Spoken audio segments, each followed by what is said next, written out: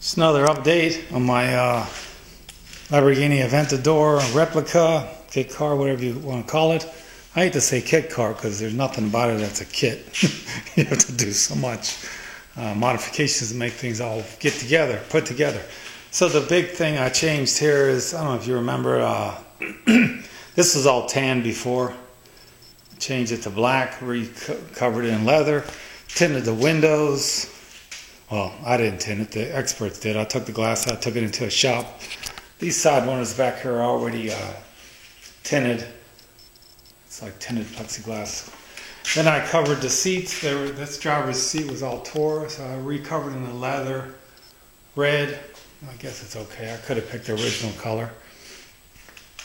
So going through the last step to get it registered. Long process, painful. But I can't remember, I think in another video I might have said they won't let me go smog exempt now because the chassis is too new. It's a 2001. So I had to put the cats back on, unfortunately, and take off the test pipes. The thing really used to scream with those test pipes in there, and that second set of cats. It has 4 cats. Even though the second set of cats to me look more like mufflers because there's no O2 sensors, you know, before and after the aft set of ones. It's only on the first one. So, but the guy knew that it's supposed to have 4. So he made me go home, put them back on. Wasn't too bad. I had to modify the diffuser a little bit, but I got them back on there. So the car jacked up here on this side. So what happened is, you know, when you get the car registered, they're going to hook up a computer, OBD2 connector to your computer, and they're going to check all the codes and make sure you're not trying to cheat them, and they're going to make sure that light bulb works on the dash for check engine. Well, mine's through a check engine light, and I didn't know why, so I just reset it, you know, reset the power on the battery, and I drove it, and what they told me is it's thrown this evap air code. Well, they just tell you that it's just throwing a code. So I went and got an OBD2 scanner from Harbor Freight.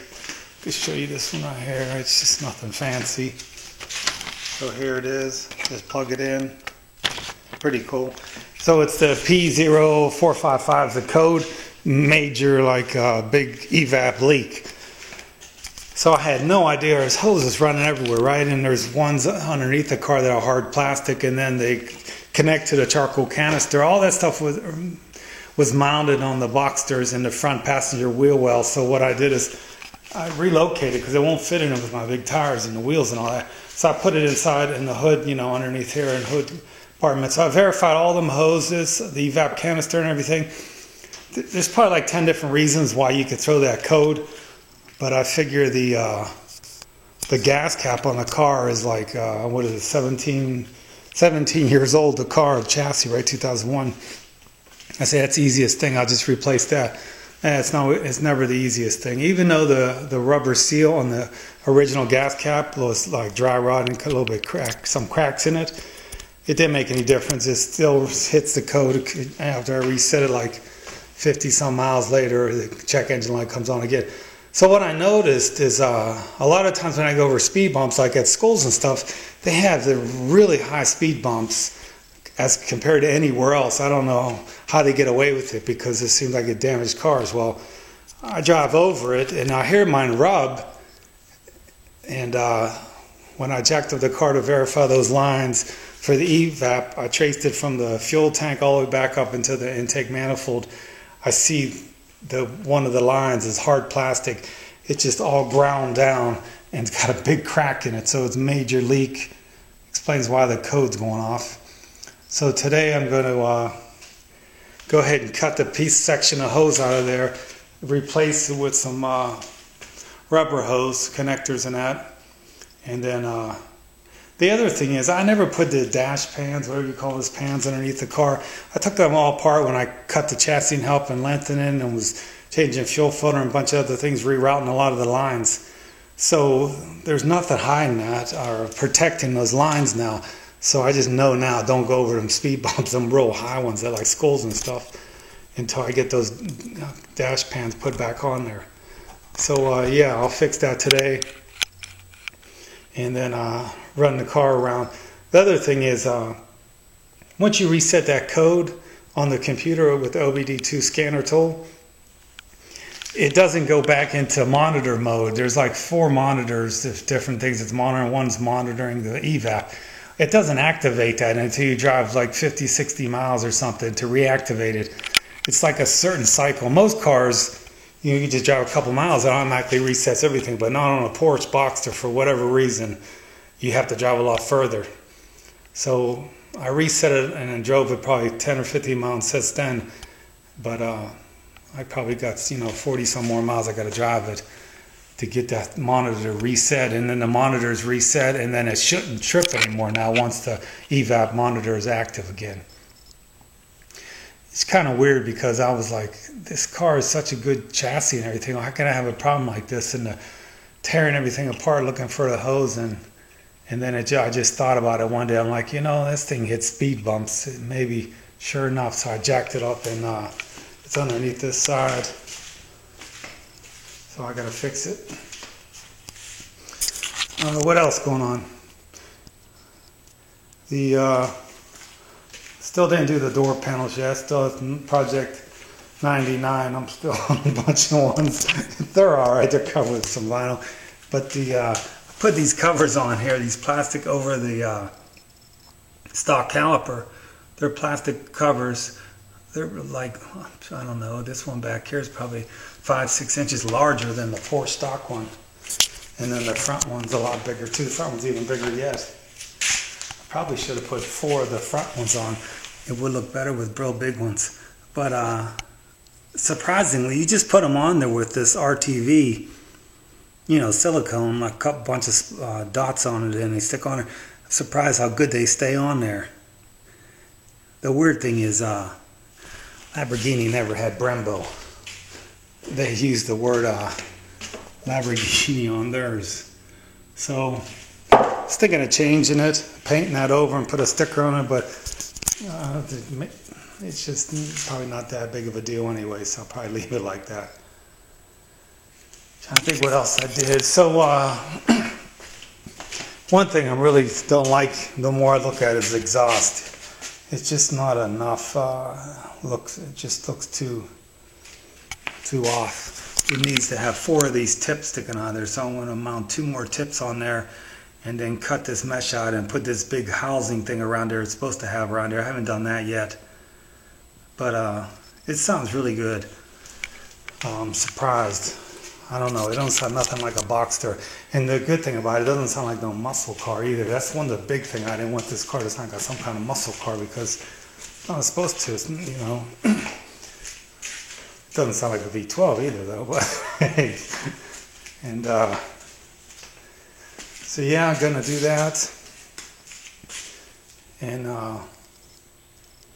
it seemed like it was a little bit quicker also when it had those test pipes on there. Surprisingly, the flow is a lot better. So when I put them back, when I put the stock cats back on there, I had to weld up a bunch of pipes and that, and some muffler pipes and that. Used this little trusty Harbor Freight welder. I don't know how many years I had this thing now, maybe 10 years now. I never knew how to weld or anything. I just bought it from Harbor Freight and just started playing. It's a MIG welder, but it works really good. Good to have one of those. I wanted a plasma cutter, not that I need one now, but at one time I could have used one, but those are really expensive. Trying to think what else I want to do to it.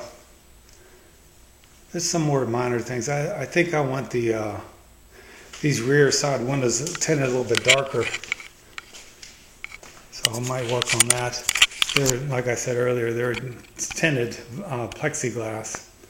So I'll just put some tint film on the inside of it and make it a little darker. I think it'll look better. But it's a long journey getting the thing registered, but it shouldn't have been this long of a journey.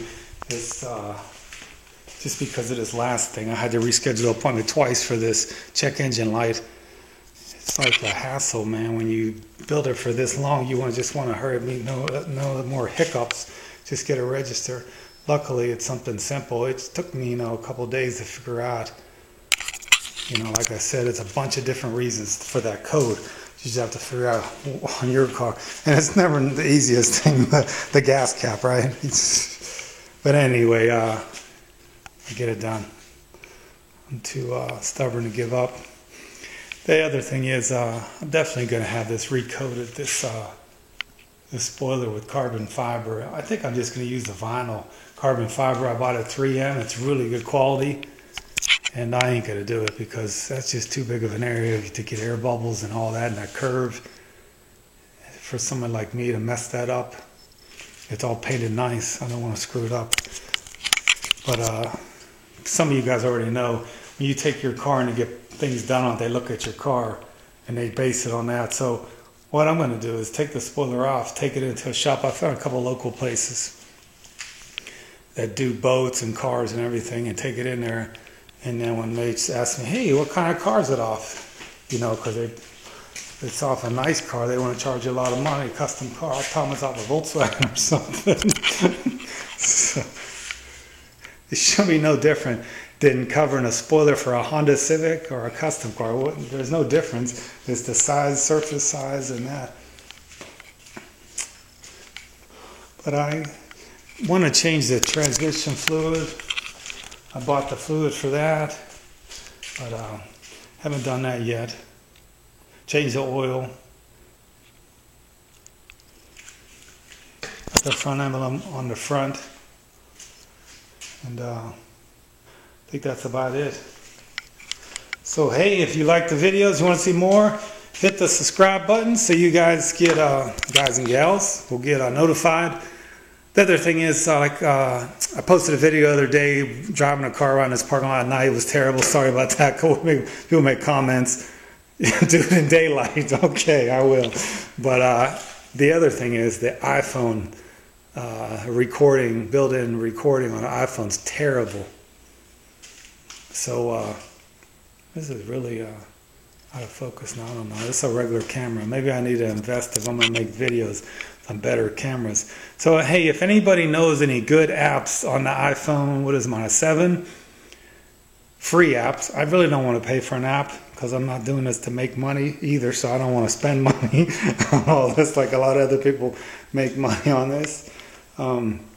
Just let me know in the comments what's a good app you think, or maybe if it's a couple bucks, it's probably worth it. If it's less than $5 for the app, if you know a really good app. What I noticed about the iPhone, the microphone with the built-in app is terrible. The car revving up and that sounds nothing like it does in real life when you're listening to the car. When I play the video back, it sounds terrible. It's just hardly no rumble, anything. It doesn't play deep sounds, it seems like, the microphone. So yeah, let me know and I'll go into the App Store and download it and do another recording, or use a different camera like this one next time instead of the iPhone. All right, everybody, that's all I got. Thanks.